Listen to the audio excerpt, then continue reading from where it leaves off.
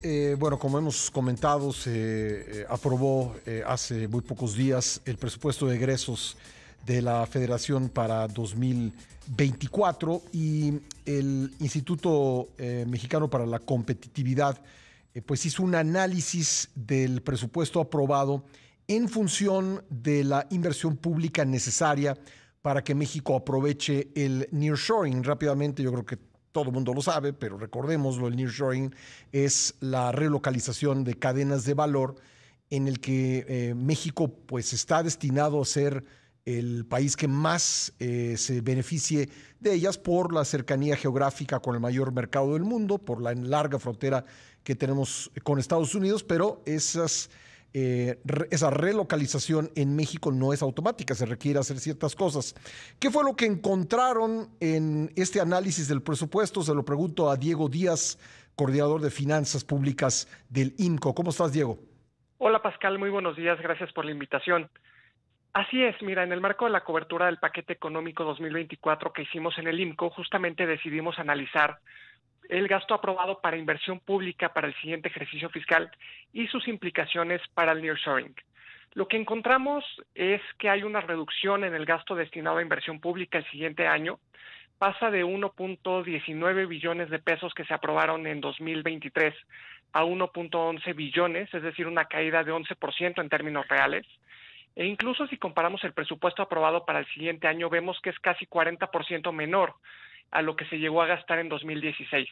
Es decir, estamos gastando menos en inversión pública y creo que también es importante señalarlo, estamos gastando en programas y proyectos de inversión que no tienen el contexto de transparencia y rendición de cuentas que nos permitan también conocer a los mexicanos si las obras que se están construyendo realmente van a contribuir a mejorar la calidad de vida de la población y se van a destinar a sectores clave que mejoren también la capacidad del país para atraer y retener talento e inversión de parte de empresas extranjeras que decidan reubicarse en México. Claro, porque son muchas cosas, es infraestructura, es Estado de Derecho, es la capacitación del personal, son un montón de cosas que las empresas están buscando. Por supuesto que les gusta nuestra ubicación geográfica, pero es energía eléctrica, en fin, hay varias cosas en las que para las que tendría que estarse preparando la autoridad en este país.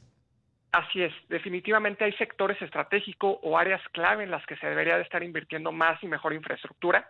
Por ejemplo, en temas de conectividad, conectividad logística con el extranjero, en este caso puertos, aeropuertos, también en áreas clave como electricidad para garantizar un suministro confiable de energía eléctrica limpia a precios competitivos y también el tema de abastecimiento de agua, que son temas en los que ya se están enfocando las empresas que se quieran reubicar en México y sin embargo vemos que en dos áreas clave este presupuesto va a bajar en comparación con 2023. ¿Cuáles son Por ejemplo, esas áreas, Diego?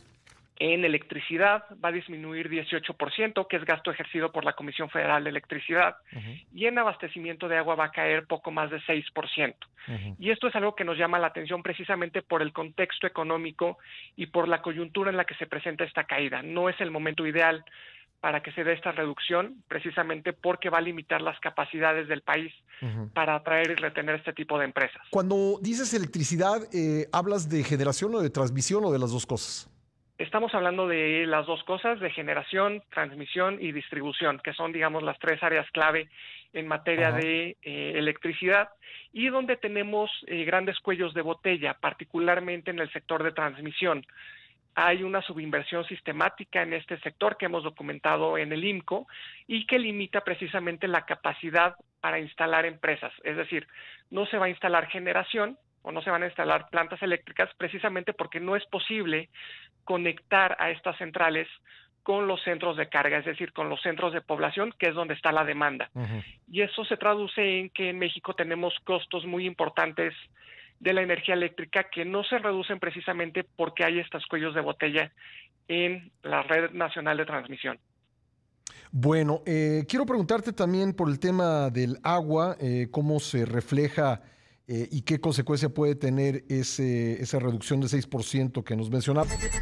Le agradezco mucho a Diego Díaz, coordinador de finanzas públicas del INCO, que me haya esperado para seguir esta conversación. Estamos platicando sobre el estudio que hizo el Instituto Mexicano para la Competitividad del presupuesto de egresos de la Federación aprobado para 2024, con el enfoque pues muy pertinente, yo creo, de cuánto presupuesto se destinará a aquellos rubros que importan en el aprovechamiento mexicano del nearshoring. Hablábamos, Diego, de una disminución de 18% en la inversión en electricidad y me decías que también hay una disminución de 6% en abastecimiento de agua. ¿Por qué es importante el agua? Bueno, en general la industria utiliza agua, pero también habría que decir que en el norte del país, la zona más cercana a la frontera, pues hay un proceso pues de sequía, ha habido una sequía importante en años recientes y bueno, pues a mayor industria y también mayor crecimiento poblacional, pues también se requiere mayor dotación de agua. Totalmente, es un tema que incide en la competitividad del país, es decir, en esta capacidad para atraer inversión y talento. Y sin embargo, en comparación con el presupuesto 2023, el presupuesto para 2024 presenta esta reducción de 6.3%. En términos reales, pasa de 22,000 millones de pesos a poco menos de 21,000 millones de pesos.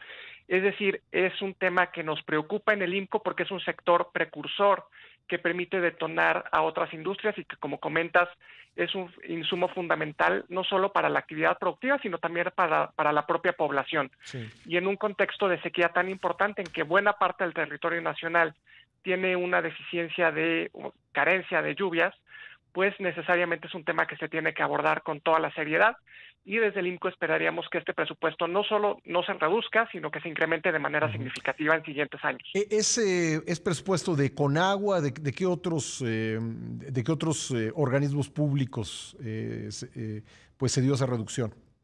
Mira, la mayor parte de este presupuesto corresponde a la Comisión Nacional del Agua.